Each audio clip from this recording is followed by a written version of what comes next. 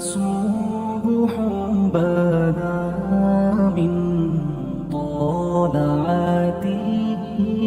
حضرت سیدنا عمر فاروق، سب بولیے رضی اللہ تعالی. عمر فاروق رضی اللہ تعالیٰ عنہ کا مبارک زمانہ ہے. حضرت عمر نے فوج بھیجی ایران کے حکمران کے ساتھ جہاد کرنے. ایران کے بادشاہ نے 2 عیسائی جاسوس بھیجے. کہنے لگا ذرا پتہ تو کرو مسلمانوں کا رات کا طریقہ کیا ہے، میں صف بندی کراتا ہوں. وہ ساری رات صف بندی کراتا رہا. 2 جاسوس آئے مسلمانوں کی معلومات کرنے. معلومات کر کے جب واپس گئے تو حضرت عمر فاروق رضی اللہ تعالیٰ عنہ کے سپاہیوں کو دیکھا، غور سے پلٹے. تو بادشاہ کہنے لگا کیا حال دیکھ کے آئے ہو؟ کہنے لگا سارے مسلح پہ بیٹھے ہوئے ہیں، جتنے گھنٹے ہم وہاں رہے ہیں مجاہدین مسلح پہ رہے ہیں. یوں لگتا ہے جیسے ان کا دنیا داری سے کوئی تعلق. اور کہنے لگے بادشاہ کوئی ایسی طاقت ہے جس کو وہ بلا رہے تھے، کوئی ایسی قوت ہے جس کو وہ پکار رہے تھے. ہمیں بھی وہاں کھڑے ہو کے محسوس ہوتا تھا کہ ہاں کوئی ہے جو آ جائے گا ان کی مدد کے لیے، کوئی ہے جو پہنچے گا ان کی مدد کرے گا. ایران کا بادشاہ کہنے لگا مجھے سمجھ آ گئی ہے، وہ جسم کی طاقت سے ہی نہیں لڑتے، وہ کوئی غیبی طاقت ہے جس سے وہ لڑتے ہیں. بھائی وہ غیبی طاقت بھی تو ہمارے پاس ہم نے ناراض کر لیا نا، وہ بھی تو نہیں نا، مسجد کا رخ بھی تو کوئی نہیں. اور میں نے پچھلے جمعے بھی کہا تھا، پھر کہتا ہوں، وہن ہو گیا امت کو. نبی پاک نے فرمایا امت کو وہ کیا ہے، دنیا سے محبت ہو گئی ہے، موت سے کراہت ہو گئی، وہن ہے. صحابہ کرام کو موت سے بڑا پیار تھا، موت سے بڑی محبت کر. ہماری طرح نہیں، وہ کہتے تھے مریں گے تو منو مٹی، تو وہاں ٹھیک ہے عذاب قبر حق ہے. لیکن میں کہا کرتا ہوں سالوں کے بعد جو پردیس سے ماں کے پاس آئے، ماں اسے عذاب نہیں دیتی، اس کا ماتھا چوما کرتی ہے.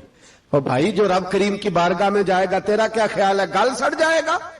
مدینے والے حبیب نے فرمایا قبر المومن روضۃ من ریاض الجنہ. فرمایا میرا مومن جب قبر میں جاتا ہے تو اللہ جنت کے سارے دروازے کھول لیتا ہے، وہ تو اللہ کی رحمت میں پہنچتا ہے. کون کہتا ہے مومن مر گئے، وہ تو قید سے چھوٹے اپنے گھر گئے. کون کہتا ہے قبر میں عذاب ہے تو صرف عذاب ہی ہے، ہاں مجرم کو سزا ملے گی، لیکن مومن ہمیشہ جہنم میں، وہ بالآخر جنت میں جائے گا، بالآخر جنت میں جائے گا. اور کسی درویش نے بات کی، وہ کر کے چلے گئے، بر کمال ہی کر گئے. کہنے لگے دوزخ میں میں تو کیا، میرا سایہ نہ جائے گا، کیونکہ رسول پاک سے دیکھا نہ جائے گا.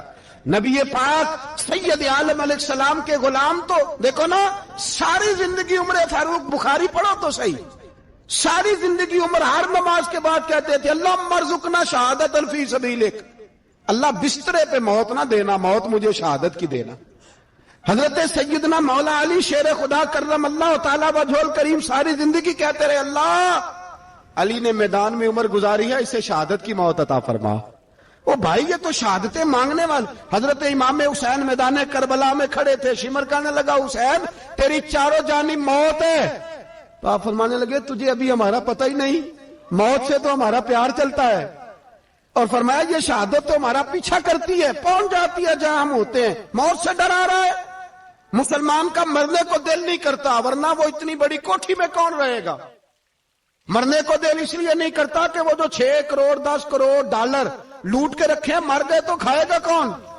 وہ فقیر فاقہ مست تھے، ان کا گھر ہی کوئی نہیں تھا، ان کے بینک بیلنس ہی کوئی نہیں تھے. وہ کہتے تھے گھر ہمارا ہے وہ جو ہمارے رب نے تیار کیا ہوا ہے، ہمارا بینک بیلنس ہے وہ جو ہمیں جنت میں جا کے ملے گا. ان کا تو یہ کھاتا ہی کوئی نہیں تھا، اس لیے وہ شہادت کی. حضرت عمر بن جموع رضی اللہ تعالیٰ عنہ میدان احد میں 4 بیٹے لے کے آئے. کتنے بیٹے بول کے بتائے؟ 4 بیٹے لے کے عمر بن جموع آئے، اور خود ایک ٹانگ سے لنگڑے سے آبی ہیں، ٹانگ چھوٹی ہے. حضور کے سامنے کھڑے ہوئے کہا محبوبہ میرے 4 ہی تھے، میں 4 لے آیا ہوں، قبول کر لے. تو حضور نے فرمایا تو کیوں تلوار اوڑے آیا ہے، یہ تو نے کیوں گلے میں اسلحہ ڈالا ہوا ہے؟ کہا یا رسول اللہ میں نے بھی تو جانا ہے نا. تو حضور نے فرمایا 4 بیٹے جو ہیں. تو حضرت عمر بن جموع نے بات کی. صحابہ کہتے ہیں ہم لبوں سے مسکرا رہے تھے، آنکھوں سے رو رہے تھے. کیا عجیب انداز ہے. حضور نے فرمایا عمر 4 بیٹے جو آ گئے تو رہنے دے. تو حضرت عمر رو پڑے، کہنے لگے محبوبہ کیا لنگڑے جنت میں نہیں جائیں گے؟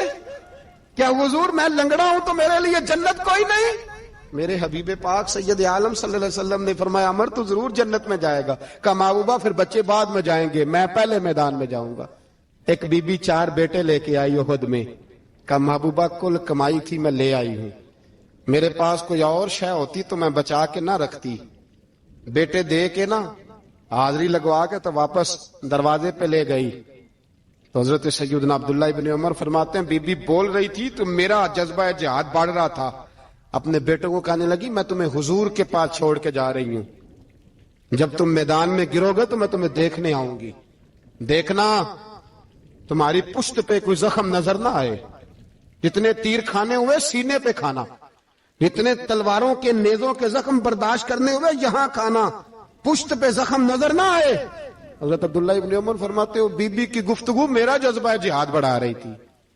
ایک بی بی 3 سال کا 4 سال کا بیٹا لیے رو رہی ہے, احد کا دن ہے. سہیلیاں پوچھتی ہیں تو کیوں روتی ہے؟ وہ کہتی ہے دیکھو میرا خاوند بھی بدر میں شہید ہو گیا, بھائی اور باپ بھی. دل کرتا ہے کوئی جوان بیٹا ہوتا تو آج مصطفیٰ کے ساتھ اسے ہی بھیج دیتی. کوئی جوان میرے پاس ہے ہی 3 سال کا تو کیا کروں, 3-4 سال کا بچہ کیا کرے گا؟ پتہ نہیں کیا دلیل آئی, اچانک اٹھی, بیٹے کو سینے سے لگایا, کپڑا ڈالا, مسجد نبوی پہنچ گئی. حضرت بلال کہتے ہیں مجھے ملی, کہنے لگی بلال مجھے پتہ ہے حضور تیاری کرا رہے ہیں جنگ کی, پر 2 منٹ اگر میری ملاقات ہو جائے. بلال حبشی کہنے لگے حضور ہم ایک بی بی ضد کر رہی ہے. حضور باہر آئے, کہنے لگی حضور میں فلاں کی بیٹی, فلاں کی بہن, فلاں کی بیوہ ہوں, میں نے بدر میں 3 شہید دیے ہیں, اب میرے پاس یہ 3 سال کا لال ہی بچا ہے, بڑا فخر ہے میرا. لوگ مجھے شہید کی بیوہ, شہید کی بیٹی, شہید کی بہن کرتے. دل کرتا ہے شہید کی اماں بھی کہیں جاؤں تو میرا بیٹا لے لیں. سیدنا بلال کہتے ہیں حضور مسکرائے, کہنے لگے یہ 3 سال کا نونہال کیا کرے گا؟ کہتے ہیں اماں کا عجیب جذبہ ہے. کہنے لگی محبوبہ سنا ہے اسلحہ بھی تھوڑا ہی ہے, ڈھالیں زیادہ کوئی نہیں, میرا بیٹا ساتھ رکھ لیں, جب آپ کی طرف کوئی تیر آیا نا تو میرا بیٹا ڈھال کے اس کو ڈھال بنا کے آگے کر دینا. محبوبہ ڈھال تو بانی سکتا ہے نا. حضرت بلال فرماتے ہیں مصطفیٰ کریم نے فرمایا جا میں نے قبول کیا, قیامت کے دن بیٹا گھر لے جا, جب تیرا نام پکارا جائے گا تو شہید کی اماں کہہ کے ہی پکارا جائے گا, جا تو گھر لے جا. کہتے ہیں چلتے چلتے ایک غریبنی اور آ گئی, اتنی سی اٹی بان کی, اتنی سی. بلال حضور سے ملاقات ہو جائے گی. نبی پاک آ گئے, کہا محبوبہ یہ غلبہ اسلام میں میرا بھی حصہ ڈال لے. حضور نے فرمایا یہ کیا ہے؟ کہنے لگی حضور خاوند فوت ہو گیا, اولاد اللہ نے بے نیازی سے دی نہیں, سویرے چرخہ کاٹ کے رزق حلال کھاتی ہوں, میرے پاس نا یہ اتنا سا بان ہے, ایک گھوڑے کی لگام بن جائے گی. محبوبہ حصہ تو ڈال جائے گا نا دین کے لیے, میری قبولیت ہو جائے گی. میرے حبیب نے ہاتھ اٹھائے اور دعا مانگی, کہے اللہ جتنا تو میدان کے مجاہدوں کو اجر عطا فرمائے اتنا اس غریبنی کو بھی عطا فرمانا. حضرت عمر فاروق رضی اللہ تعالیٰ عنہ رات کا وقت چہرے پہ نقاب ڈال کے گلی میں گھوم رہے تھے. میں بھی گلی میں نکلتا ہوں, آپ بھی نکلتے ہیں, لیکن مقصود یہ ہے کہ ذرا پتہ کریں باہر کی ہوا کیسی ہے. مقصود یہ ہے کہ پتہ کریں کہ آج برگر کس دکان کا اچھا ہے, معلومات کریں کہ محلے کی سیاست کس رخ جا رہی ہے. وہ بھی نکلتے تھے, لیکن مقصود یہ نہیں تھا. مقصد سمجھ گئے تھے نا, وہ اس لیے نکلتے تھے کہ پتہ کروں کوئی دکھی تو نہیں, کوئی تکلیف میں تو نہیں, کوئی آزمائش میں تو نہیں. دیکھیں نا کام وہی ہے, میں بھی کرتا ہوں, آپ بھی کرتے ہیں, ساری دنیا کرتی, لیکن وہ ایکم احسن عملا, کردار کس کا ستھرا ہے, ذہن کس کا اونچا ہے, ذوق کس کا بڑا ہے. زندگی وہ بھی بتا گئے, ہم بھی گزار رہے ہیں, لیکن وہی کمزور باتیں اور وہی روایتی گفتگو اور وہی لب و لہجہ اور وہی دنیا داری کے مخصوص سی ہماری گفتگو, فلاں کیا کر رہا ہے, کہاں پہنچ گیا. اگر پیسے کسی نے نہیں کمائے تو کہاں نکھٹو ہے تب نہیں کمائے, اور اگر زیادہ کما لیا تو کہنے لگے 1 نمبر طریقے سے تو نہیں کمائے جا سکتے, یہ کوئی غلط رستہ گفتگو ہے بس, نشستن گفتن برخاستن. تو اعلیٰ کام اعلیٰ کردار ان لوگوں, حضرت عمر گزر رہے تھے. تو غلام ساتھ تھا, ایک شخص کو دیکھا کہ مدینے کے باہر خیمہ لگایا ہوا ہے, بھائی خیریت ہے؟ یہاں خیمہ کو لگایا؟ کہنے لگا امیر المومنین سے ملنے آیا ہوں، رات ہو گئی تھی تو سوچا یہیں قیام کر لیتا ہوں، صبح ان سے ملوں گا۔ تو فرمایا اندر کسی کے درد سے کراہنے کی آواز آتی ہے۔ کہنے لگا میری بیوی ہے اور بچے کی ولادت کا وقت آ گیا، تکلیف میں۔ حضرت عمر دوڑے گھر گئے، اپنی اہلیہ سے کہنے لگے نیکی کمانے کا ارادہ ہے؟ اس نے کہا ہے۔ مقصد سمجھ گئے تھے نا وہ لوگ، بالکل ہے۔ فرمایا جو ضرورت کی چیزیں ولادت کے وقت ہوتی ہیں لے لیں، کچھ گھی لے لیا، کچھ چنے لے لیے، کچھ ضرورت کی چیزیں لے لی، خاتون کو ساتھ لیا۔ یہ خاتون اول کی بات کر رہا ہوں میں خاتون اول کی بات کر رہا ہوں۔ حضرت فاروق اعظم رضی اللہ تعالیٰ عنہ امیر المومنین ہے۔ حضرت عمر نے اپنی اہلیہ کو ساتھ لیا، جہاں وہ شخص تھا وہاں آئے۔ اہلیہ نے حضرت عمر کے ذمہ کام لگایا، آگ جلا لیں، یہ تیل لے لیں، فلاں فلاں چیز گھی میں ڈال لیں، بنانی شروع کر دیں۔ فاروق اعظم نے ہاتھ کے اندر پکڑا ہوا برتن، چمچہ، ڈوئی بھی آخ لی دے، پنجابی ہے نا ہم، تو وہ کام کر رہے ہیں، چلا رہے ہیں، آگ جلا رہے ہیں۔ خاتون اندر ڈیوٹی کر رہی۔ تو وہ شخص جو تھا نا جس کی بیوی تھی، وہ کہتا ہے میں 2-3 دفعہ کا غلام ادھر آ، فلانی چیز بتا۔ میرے ذہن میں یہ تھا کہ امیر المومنین نے کو بندہ کھڑا کیا آنے جانے والے مسافروں کا خیال کرے۔ میرے ذہن 2-4 دفعہ میں نے اپنے لفظوں میں بات بھی کہہ دی، لیکن جب اندر میرے بچے کی ولادت ہوئی تو اندر سے میری بیوی بولی اور حضرت عمر کی اہلیہ بولی اور بول کے کہنے لگی امیر المومنین مبارک ہو، آپ کے دوست کو رب نے بیٹا دیا ہے۔ وہ شخص کہتا ہے میں باہر کھڑا تھا، وجود تڑپ گیا، آنکھیں برس پڑی، کبھی نہیں رویا تھا پر کیفیت عجیب بن گئی۔ کوئی تقریر نہیں سنائی، کوئی اعلیٰ شعر نہیں انہوں نے پڑھا۔ میں نے جوں لے کر ان کے سر سے پاؤں تک دیکھا، میں نے کہا یہ وہی شخص ہے جس کا نام لے تو کیسر و کسرا کانپ جاتے ہیں، یہ وہی شخص ہے۔ میں نے جمعے میں کہا تھا کہ روب کپڑوں کا نہیں ہوتا، روب تو دیانتداری کا ہوتا ہے۔ ہاں بڑا مال کما کے لوگوں نے بنائی ہوتی ہے کار کوٹھی، تو بندے کھڑے ہو کے کہہ دیتے ہیں 2 نمبر طریقے سے آیا ہے۔ اور 13ویں-14ویں گریڈ کا ملازم ہو تو اس کے سامنے بہت بڑا افسر ڈر رہا ہوتا ہے، یار بندہ دیانتدار ہے، یہ رشوت نہیں لیتا، سفارش نہیں مانتا، یہ میرٹ پہ کام کرتا ہے۔ تو روب تو آپ کی دیانتداری کا ہے، آپ کی سچائی کا ہے۔ اپنی زندگی میں جو لوگ مقصد سمجھ گئے، مقاصد پا گئے، کچھ کر گئے، ہم ذرا الجھ گئے ہیں۔ پہلے اتنا شاندار مکان بناتے ہیں، پھر مرنے کو کس کا دل چاہے؟ اتنی محنت کر کے جو ہے وہ کوٹھی بنائی ہے تو اب چھوڑ کے کون جائے؟ وہ تیار بیٹھے تھے، انہیں نبی کریم نے کہا تھا کن فی الدنیا کانک غریب نو عابر السبیل، تم نے مسافروں کی طرح رہنا ہے۔ او میرے بھائی، کبھی دیکھا ہے ایئرپورٹ پہ مسافر لڑتا ہو کہ میں نے یہ جگہ خریدنی ہے؟ اسے پتہ ہے کہ ابھی فلائٹ آنی ہے، میں نے تو چلے جانا ہے۔ ریلوے اسٹیشن پہ جو جگہ ہوتی ہے وہ خریدنے کے لیے لوگ رٹا نہیں ڈالتے، انہیں پتہ ہے پہلی ٹرین سے چلے جانا ہے۔ بس سٹاپ پہ جھگڑے نہیں ہوتے کہ یہ کرسی میری ہے، جانا جو ہے مٹی دیں تے مٹی رہنا ہی، ایویں کادی بلے بلے، اج مٹی دے اتے بندے آتے کل مٹی دے تھلے۔ اتنا زیادہ مقصد نہیں نا جب سمجھتے تو بے چین ہے، بے قرار۔ بعض لوگوں نے اتنے پیسے جمع کر لیے کہ اتنے کھا نہیں سکتے، اتنی ضرورت نہیں، لیکن اس کے باوجود ہے کہ وہ دوڑ ختم ہونے کا نام ہی نہیں لے رہی۔ حضرت صدیق اکبر رضی اللہ تعالیٰ عنہ امیر المومنین ہے۔ بادشاہوں کے بڑے بات ہوتی ہے، ہمارے ملک میں ایسے بھی بادشاہ گزرے ہیں کہ جو سفر پہ جاتے تھے تو خانسامے بھی لے جاتے تھے، باورچیوں کو بھی لے کے جاتے تھے کہ کھانا میری مرضی کا ہونا چاہیے۔ حضرت ابوبکر صدیق نے پانی مانگا، امیر المومنین، تو صحابہ نے نہ شہد ملا پانی پیش کیا۔ کوئی اتنی لمبی بات تو نہیں، لیکن صدیق اکبر رو ہی پڑے، اور اتنا روئے کہ ہجکیاں بن گئیں۔ لوگ کہتے ہیں پتہ نہیں تھا کس بات پہ رو رہے ہیں، پر ہم بھی رو پڑے۔ حضور آپ کیوں روتے ہیں؟ تو آپ فرمانے لگے یار مجھے آسانیوں میں مبتلا کرنے لگے ہو، مجھے ان دنیا کی لذات میں الجھانے لگے ہو۔ میں حضور کی بارگاہ میں بیٹھا تھا تو اللہ کے رسول فرما رہے تھے پیچھے ہٹ جا، پیچھے ہٹ جا، پیچھے ہٹ جا۔ میں نے پوچھا حضور آپ کس کو کہہ رہے ہیں؟ تو حضور فرمانے لگے دنیا میرے پاس آئی تھی، وہ قریب کرنا چاہتی تھی مجھے، تو میں نے اسے کہا پیچھے ہٹ جا، میرے نیڑے نہ آنا، دور ہٹ جا۔ وہ ہٹ تو گئی ہے پر جاتی دفعہ کہہ گئی ہے سونیا آپ تو بچ گئے ہیں پر آپ کے بعد والے کیسے بچیں گے؟ تو مجھے سینے سے لگا لیں، گلے سے لگا لیں، مقصد اپنا سمجھے، اعمال کا حسن پیدا کریں۔ اگر انسان کا مقصود مال کمانا ہے تو اگر مال مل گیا تو اس کے بعد پھر کیا کرے گا؟ کسی نے طے کر لیا تھا کہ بہت بڑی گاڑی اور بہت بڑا بنگلہ مجھے چاہیے، تو وہ بنگلہ اسے مل گیا، گاڑی آ گئی۔ اب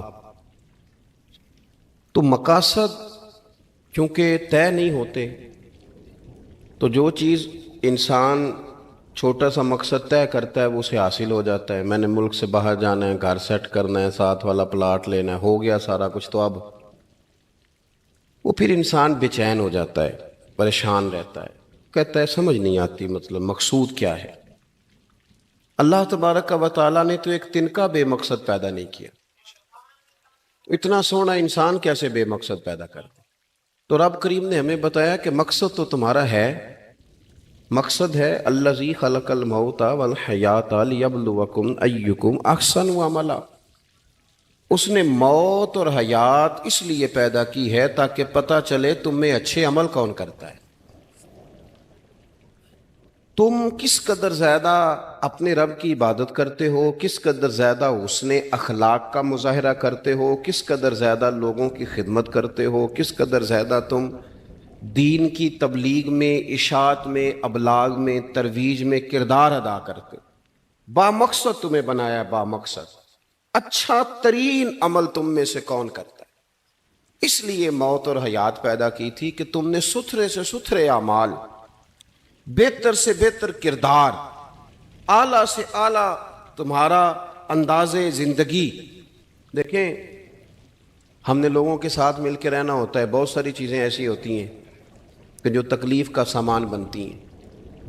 اب انہی لوگوں کے ساتھ اللہ نے ہمیں مل کے رہنے کا حکم دیا، ان کے حقوق ادا کرنے کا حکم دیا، تو ساتھ ساتھ نا درگزر کا بھی کہا، معافی کا بھی کہا۔ جب انسان معافی کر دینے والا ہو جاتا ہے، درگزر والا ہو جاتا ہے، تو پھر وہ بڑا ہو جاتا ہے، بڑے دل والا ہو جاتا ہے، بڑے حوصلے والا ہو جاتا ہے، بڑے ضرب والا ہو جاتا ہے، اس کی زندگی حسین ہوتی۔ تو یہاں آئے تھے کچھ کام کرنے، وہ جو ہم نے مقصود بنائے تھے نا، مطلب اچھے کپڑے، اچھی دنیا داری، اچھی گاڑی، اچھا موبائل سیٹ، وہ چونکہ مقصود نہیں تھا تو ان چیزوں کے حصول کے باوجود بھی لوگ پریشان ہیں۔ مقصود یہ تھا کہ بہترین عمل، سونا عمل، اعلیٰ ترین عمل میرے رسول پاک صلی اللہ علیہ وسلم کے غلاموں نے نا وہ عمل کر کے دکھایا۔ اعلیٰ ترین مزاج رکھتے تھے اور اعلیٰ ترین خدمت، یعنی لوگ ان کا کردار دیکھ کے نا، کردار اور عمل دیکھ کے، ہم تو لمبی تقریریں کرتے ہیں، باتیں کرتے ہیں، بڑا کچھ بتانا پڑتا ہے، لیکن وہ بس تھوڑا سا نا لوگ ان کے پاس اٹھتے بیٹھتے تھے، آتے جاتے تھے۔ اتنی دوڑ ہے کہ آگے بڑھ کے اور لینا ہے، اور لینا ہے، عالم مزید کا رٹا، وہ سمجھ گئے، ہم نا اڑے ہوئے ہیں۔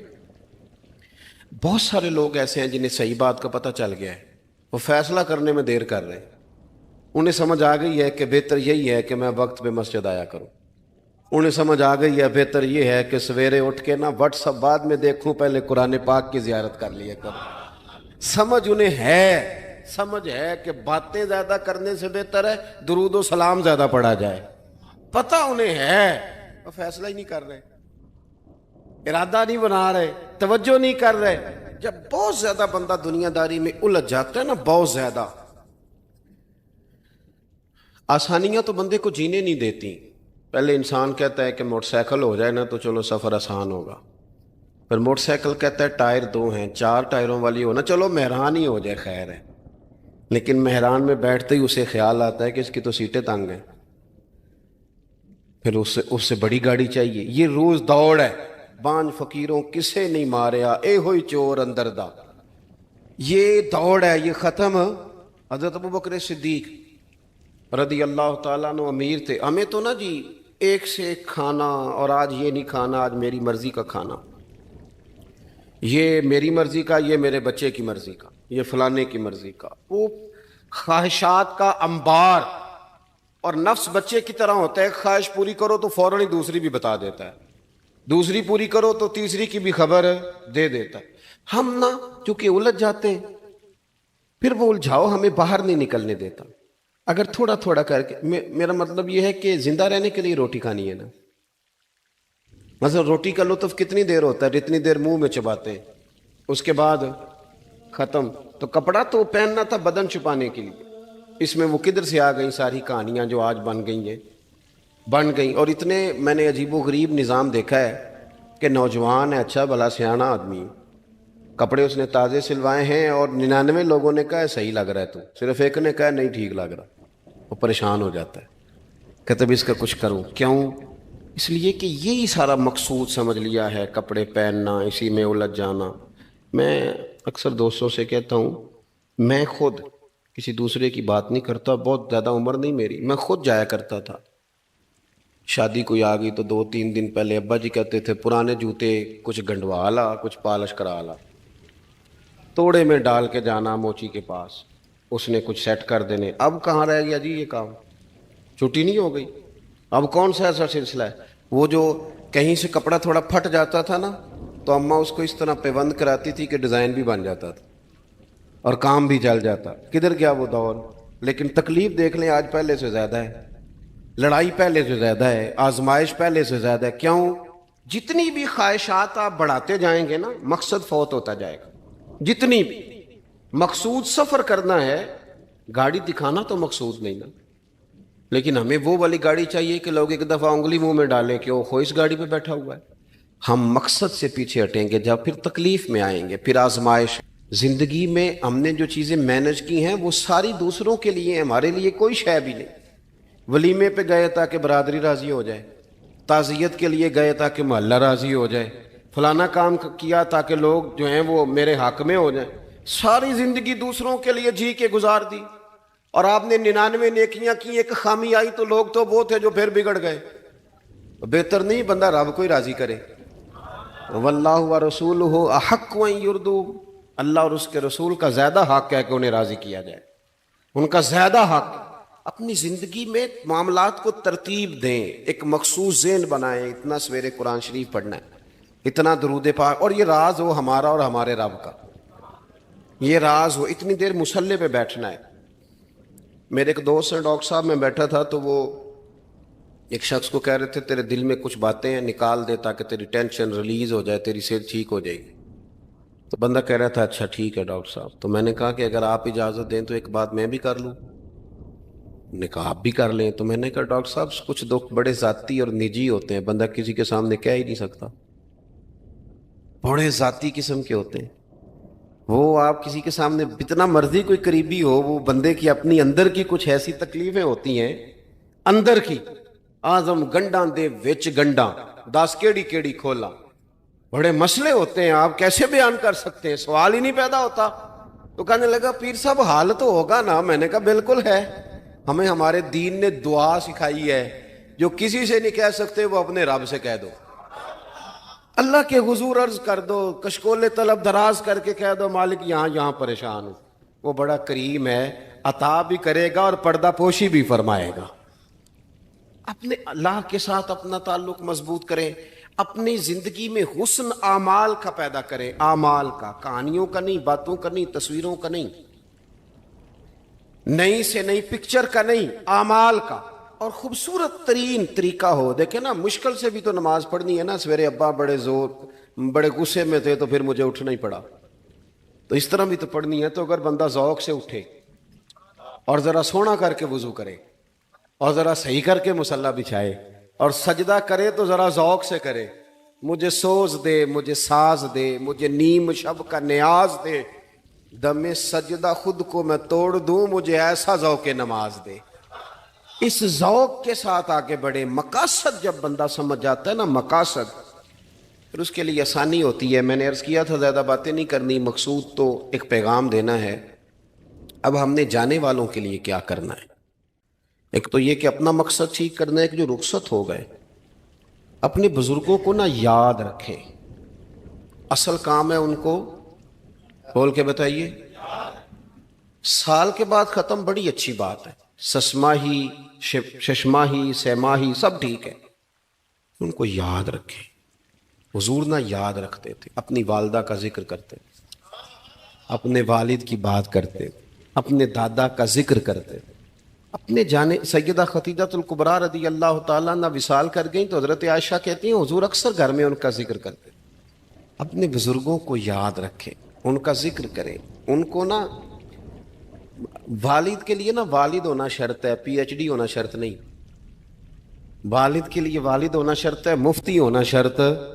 والد ان پڑھ بھی ہو تو بچے کو سمجھانے کا سلیقہ سے اللہ اسے عطا کاری دیتا ہے. ماں بالکل ان پڑھ بھی ہو تو بچوں کو سمجھانے کا طریقہ اللہ اسے ان سے سیکھیں. میرے والدہ اور والدہ دونوں اپنا نام نہیں لکھ سکتے تھے, تو میں اپنے دوستوں سے کہتا ہوں مجھے کبھی موقع ملے تو میں کئی جلدوں میں کتاب لکھ سکتا ہوں اپنے ماں باپ. اس لیے کہ وہ جو ہمیں سکھا گئے, جو بتا گئے, وہ انہی کا خاصہ تھا.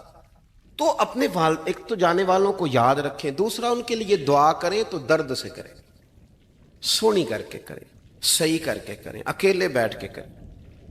دعا کا سب سے زیادہ تعلق آپ کے دل کی آواز کے ساتھ ہوتا ہے.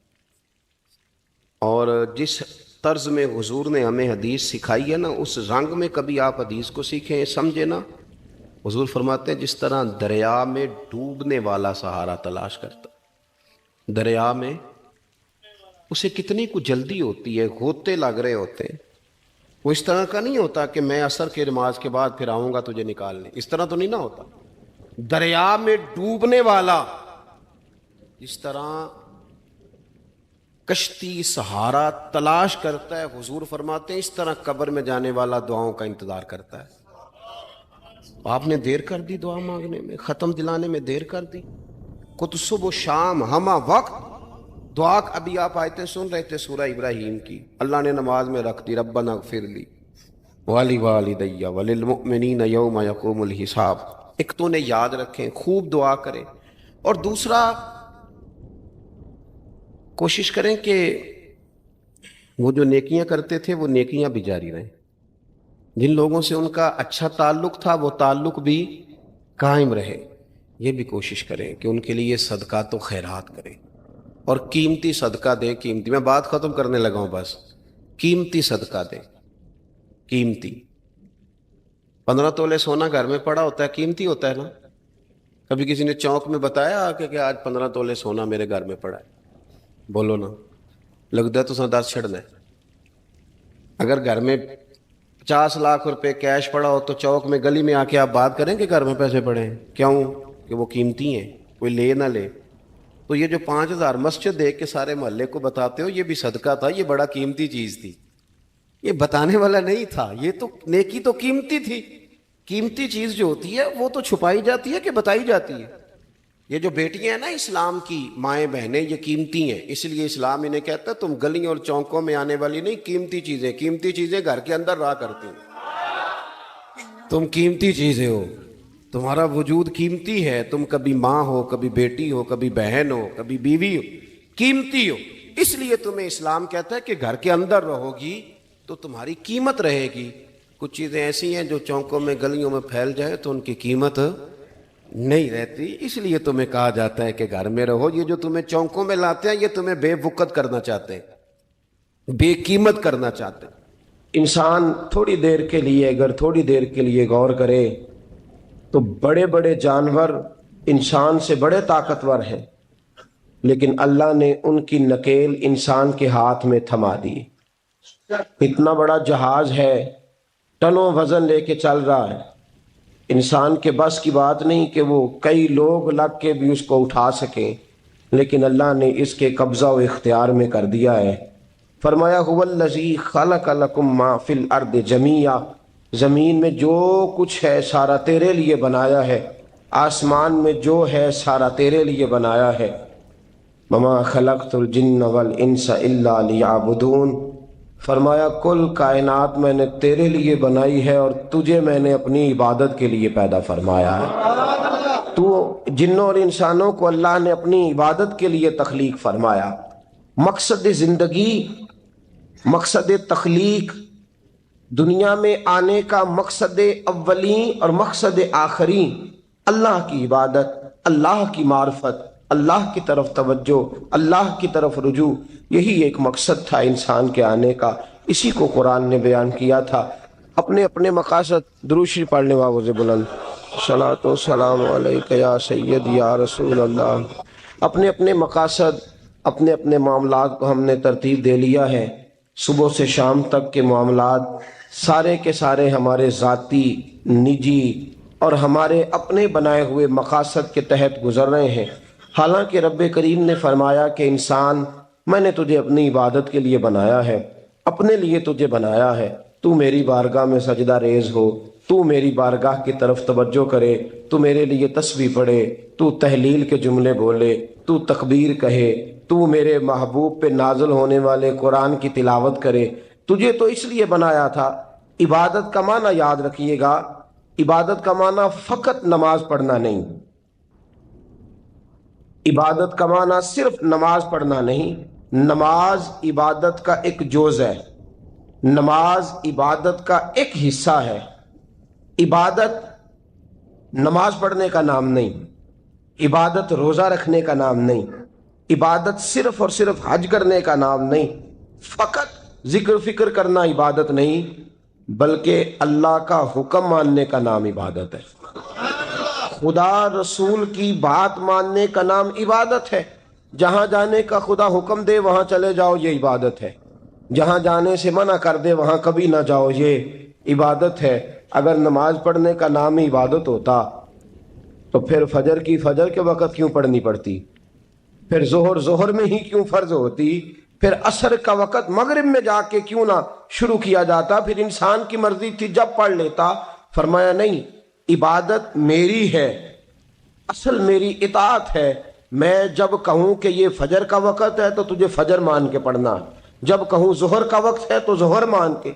हमने इबादत को मखसूस कर दिया। मस्जिद में चले जाना, नफल पढ़ लेना, कुछ देर कुरान शरीफ पढ़ लेना, कुछ देर अल्लाह की इबादत कर लेना, कुछ देर जिक्र अज़कार कर लेना, इसका नाम इबादत है। और बाहर निकल के बेशक झूठ बोले, बाहर निकल के बेशक गीबत करे, बाहर निकले और कम तोले, बाहर निकले और अपनी मन मर्जी करे, तो ये इबादत नहीं।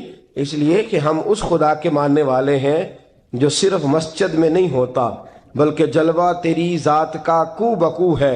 मैं जिधर देखता हूँ उधर तू ही तू है। हमारा खुदा सिर्फ मस्जिद में नहीं है, अल्लाह हर जगह है। जे मैं तेनू अंदर जाना फिर मुकय्यद जाना, जे मैं तेनू बाहर समझा अंदर कौन समाना। अंदर भी तूए बाहर भी तूए, विच बुल्ला कौन नुमाना। असल बात यह है कि जब खुदा हर जगह है तो अल्लाह तबारक व तआला का हुक्म हर जगह मानना है, हर जगह इताअत करनी है। हर लिहाज से रब की बात मानने का नाम इबादत है।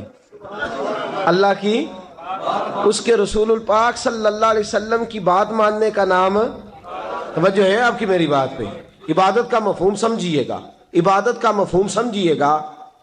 हमारा वो दीन नहीं जो पंडितों, जोगियों, राहबों का मजहब है कि जंगलों में निकल जाओ, तस्बीह ले लो, मैं खटकता हूँ दिल आलम में कांटे की तरह और तू फकत अल्लाहू अल्लाहू अल्लाहू। ये मजहब नहीं। हमारा दीन कहता है मस्जिद में बैठ के जो जिक्र करेगा उसे भी सवाब मिलेगा, और जो मेहनत करके कमा के बच्चों को खिलाएगा उसे भी सवाब मिलेगा। हमारा दीन ये कहता है जो मस्जिद में बैठ के कुरान पढ़ेगा उसे भी सवाब मिलेगा, और जो गली में पड़ा हुआ कांटा उठा देगा उसे भी अल्लाह अजर अता फरमाएगा। अल्लाह का हुक्म मानना, अल्लाह का हुक्म मानने का नाम इबादत। महमूद गजनवी के पास हीरा है। महमूद गजनवी के बड़े गुलाम थे तो एक बड़ा प्यारा था उसे, आप जानते हैं उसका नाम क्या था? अय्याज महमूद गजनवी को बड़ा तो हसद शुरू हो जाता है हर जगह, इल्ला माशाअल्लाह। लोग कहने लगे बादशाह हर वक्त इसी को प्यार करता रहता है, हर वक्त इसी की तरफ तवज्जो करता रहता है। बादशाह ने एक दिन आजमाना चाहा, इतना हीरा था, मोटा हीरा बादशाह के पास। बादशाह ने एक वजीर साहब को बुलाया, कहा ये ईंट पकड़ो, हीरे पे मारो, इसे तोड़ दो। कहने लगा बादशाह बात तेरी ठीक है पर बड़ा कीमती हीरा है, क्यों तड़वा रहे हैं आप? माल खजाना में रख दें, काम आएगा, किसी न किसी जगह पे इस्तेमाल हो जाएगा, आप क्यों इसको तड़वाने की जिद कर रहे हैं? बादशाह सलामत ने कहा अच्छा तुमने ठीक मशवरा दिया, मैं ही जज्बात में आ गया था। एक दूसरे आदमी को बुलाया, उसको कहा ये हीरा तोड़ना है। उसने कहा बादशाह मुझे लगता है पूरी दुनिया में इतना मोटा हीरा तेरे पास है, किसी और के पास नहीं होगा। یہ توڑنے کی چیز نہیں، تجوری میں سنبھالنے کی چیز ہے، اسے سنبھال کے رکھ۔ تیسرے کو بلایا، چوتھے کو بلایا، جس کو بھی بلاتا رہا وہ بادشاہ کو سمجھاتا رہا، جس کو بلایا بادشاہ کو سمجھایا۔ ایاز کی باری آئی، کہا ایاز ادھر آ، توجہ ہے آپ کی، ایاز ادھر آ، یہ ہیرا تو توڑ دے۔ اس نے اینٹ پکڑی، زور سے ماری، ہیرا توڑ دیا۔ بادشاہ کہنے لگا بڑا بیوقوف ہے بھئی تو، یہ سارے میرے خیر خواہ تھے، مجھے سمجھاتے رہے اور تو نے خیال ہی نہیں کیا، میں بیوقوف تھا تو تو بھی ساتھ ہو گیا، توڑ ہی دیا۔ کہنے لگا بادشاہ غلطی ہو گئی، مجھ سے غلطی ہو گئی، مجھے نہیں توڑنا چاہیے۔ اس نے کہا اچھا چل چھوڑ، ایک بات بتا، تیرے سامنے جو سب مجھے مشورے دے رہے تھے تو نے کیوں نہیں دیا؟ میں نے تجھے کہا توڑ دے۔ کیا لفظ ایاز نے کہے، کمال کر دی۔ کہنے لگا بادشاہ میرے دل میں خیال آیا ہیرا ٹوٹتا ہے تو ٹوٹ جائے، میرے بادشاہ کا حکم نہیں ٹوٹنا چاہیے، یہ ٹوٹتا ہے تو ٹوٹ جائے، یہ کرچی کرچی ہوتا ہے تو ہو جائے، خزانہ خالی ہوتا ہے تو ہو جائے، لیکن میرے مالک کا حکم نہیں ٹوٹنا چاہیے۔ بادشاہ میں ہر چیز توڑ دوں گا پر میں تیرا حکم نہیں توڑ سکتا۔ بس دوستو یہی عبادت ہے، بلا مثال و بلا تشبیہ بات سمجھیے گا۔ جس نے خدا کا حکم توڑ دیا اس نے عبادت نہیں کی، اور جس نے خدا کا حکم اچھا آؤ نماز کے لیے۔ دکان کا وقت ہے، گاہک بھی زیادہ آ گئے ہیں، رش پڑ گیا ہے، اب تھوڑا وقت مشکل ہو جائے گا، ذرا تھوڑی دیر میں پڑھ لوں گا۔ ہیرا ٹوٹتا ہے تو ٹوٹ جائے، گاہک آنے کا سلسلہ ٹوٹتا ہے تو ٹوٹ جائے، روزی آنے کا سلسلہ ٹوٹتا ہے تو ٹوٹ جائے۔ مسلمانوں خدا کا حکم نہیں ٹوٹنا چاہیے، رسول اللہ کا فرمان نہیں ٹوٹنا چاہیے۔ میرے رسول پاک صلی اللہ تعالی علیہ وسلم کا اقبال نے کیا کہا، کہنے لگا اے طائر لاہوتی، اس رزق سے موت اچھی جس رزق سے آتی ہو پرواز میں کوتاہی۔ کہا خدا کا حکم نہ توڑ بیٹھنا، اور عبادت بھی جس کو اللہ کہہ دے وہ عبادت ہے۔ ایک بندہ زوال کے وقت نماز پڑھنے کھڑا ہو جائے تو ہو جائے گی، کیوں؟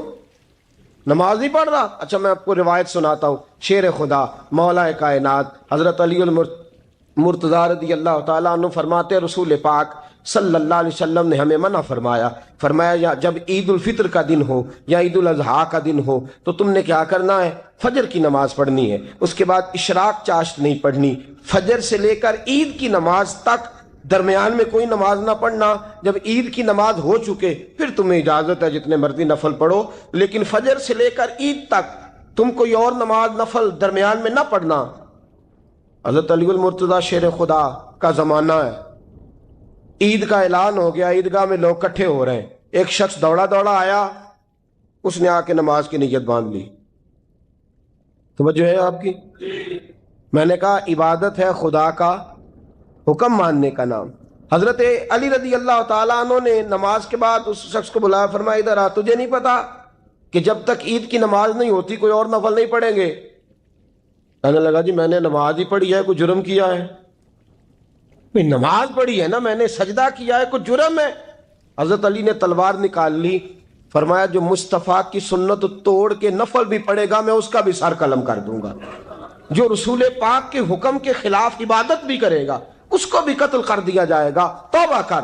یاد رکھیے گا عبادت خدا رسول کی بات ماننے کا نام ہے۔ آپ سویرے 8 بجے اٹھ کے کھڑے ہو جائیں کہ میں نے تو فجر پڑھنی ہے، فجر کا وقت 8 بجے نہیں ہوتا، وہ گزر گئی 4 بجے، 4:15 بجے ہو چکا۔ ایک شخص شام 7 بجے کھڑا ہو جائے کہے جی میں تو ظہر کی نماز 7 بجے پڑھا کروں گا، یہ کیسے ممکن ہے؟ اس کا وقت تو 2 بجے کے راؤنڈ اباؤٹ ہے، تجھے اسی وقت ادا کرنی۔ یاد رکھیے گا عزیز ساتھیو، عبادت اللہ کا حکم ماننے کا نام ہے، لیکن عبادت کی بہت بڑی جو ایک رکن ہے، عبادت کا بہت بڑا جو ایک جز ہے وہ نماز پڑھنا ہے، بہت بڑا جز۔ حضرت محمد بن ابی بکر حضرت صدیق اکبر کے صاحبزادے رضی اللہ تعالیٰ عنہ کیا فرماتے ہیں مسلمانوں بڑے نصیبوں والے ہو، بڑے نصیبوں والے ہو، تمہیں تو اللہ کی بارگاہ میں جانے کے لیے اجازت ہی نہیں لینی پڑتی، اللہ نے تمہارے لیے دروازہ ہی کھول دیا ہے، جب دل کیا وضو کیا نماز کی نیت باندھی اللہ کے دروازے کھل گئے۔ اور بغیر کسی ترجمان کے تم نے اپنے رب سے بات کرنی شروع کر دی. عبادت ایسی نعمت ہے، اللہ کی بارگاہ میں کھڑے ہونا، سجدہ کرنا اتنی بڑی فضیلت کی بات ہے. یہ حدیث میرا خیال ہے آپ کو کبھی بھولنی نہیں چاہیے. سید عالم نور مجسم شفیع معظم صلی اللہ علیہ وسلم نے فرمایا، بتاؤ اگر کوئی کسی کے گھر مہمان جائے تو میزبان اس کے ساتھ کیا سلوک کرے گا؟ تو صحابہ کہنے لگا، یا رسول اللہ، جتنا میزبان اچھا ہوگا اتنا ہی اچھا سلوک کرے گا، جتنا وہ اعلیٰ ہوگا اتنا ہی اعلیٰ سلوک کرے گا، جتنا وہ عرفہ ہوگا اتنی ہی اس کی بات بھی بڑی ہوگی. نبی پاک صلی اللہ علیہ وسلم نے فرمایا، جو مسجد جاتا ہے وہ اللہ کا مہمان ہے. جو مسجد جاتا ہے وہ اللہ کا مہمان ہے. فرمایا میزبان کے ذمے ہے کہ مہمان کے اوپر رحمت کرے، کرم کرے. فرمایا جب تو مسجد جاتا ہے تو خدا بھی رحمتوں کے دروازے کھول دیتا ہے، اللہ تیرے لیے فضل کے دروازے کھول دیتا ہے. نبی پاک صلی اللہ تعالی علیہ وسلم نے فرمایا، جب تو اپنے گھر سے مسجد جانے کے لیے ابھی نکلتا ہے، ابھی تو گیا نہیں، ابھی تو نکلا ہے، فرمایا تو نے سیدھا پیر اٹھایا ہے تو تیرا ایک درجہ بلند ہو گیا ہے، تو نے الٹا قدم اٹھایا ہے تو تیرا ایک گناہ معاف ہو گیا ہے، پھر تو نے سیدھا قدم اٹھایا ہے تو تیرا ایک درجہ بلند ہو گیا. اپنی اپنی طبیعت ہے نا. حضور نے حدیث سنائی، حضرت سیدنا اسید بن حضیر رضی اللہ تعالیٰ عنہ دیہاتی آدمی تھے، مسجد نبوی سے دور گھر تھا، مسجد آنے جانے کے لیے گدھا رکھا ہوا تھا، گدھے پہ بیٹھ کے مسجد آتے تھے، نماز پڑھ کے اسی پہ بیٹھ کے لوٹ جاتے تھے. جس دن حضور نے فرمایا نا، ایک قدم پہ ایک گناہ معاف ہوتا ہے، ایک قدم پہ ایک نیکی ملتی ہے، گدھا گھاری چھوڑا ہے. صحابہ کہنے لگے، یار دور کا تیرا سفر ہے، تم آرام سے گدھے پہ آ جا. کہنے لگے کیوں؟ میں کیوں گدھے پہ آؤں؟ میں تو روز پیدل آؤں گا، تم سب کے تھوڑے تھوڑے گناہ معاف ہوں گے، تھوڑے تھوڑے درجے بلند ہوں گے. میں نے چونکہ دور سے آنا ہے، اللہ میرے زیادہ گناہ معاف فرمائے گا، میرے زیادہ درجے بلند فرمائے گا، میرے اوپر زیادہ کرم نوازی فرمائے گا. جو مسجد کی طرف چل کے آیا، ایک ایک قدم پر اللہ اس کے درجے بلند کرے گا، ایک ایک قدم پہ اللہ اس کے گناہ معاف کرے گا. اللہم صلی علی سیدنا و مولانا محمد. اللہم صلی علی سیدنا و مولانا محمد. اللہ کے شیر ہے در کرار پر درود، اللہ کے شیر ہے در کرار پر درود، اللہ کے شیر ہے در کرار پر درود. حضرت حسن حسین کے کردار پر درود. اللہم صلی علی سیدنا و مولانا محمد وعلی سیدنا علی و سیدتنا فاطمہ و سیدتنا زینب و سیدنا حسن و سیدنا حسین وعلی آلہ وصحبہ وبارک وسلم. زینب کی بارگاہ میں، زینب کی بارگاہ میں، زینب کی بارگاہ میں، زینب کی بارگاہ میں سلام نیاز ہے. زینب کی بارگاہ میں سلام نیاز ہے. جو مرتضیٰ کی لاڈلی زہرا کا ناز ہے. اللہم صلی علی سیدنا و مولانا محمد وعلی سیدنا علی و سیدتنا فاطمہ و سیدتنا زینب و سیدنا حسن و سیدنا حسین.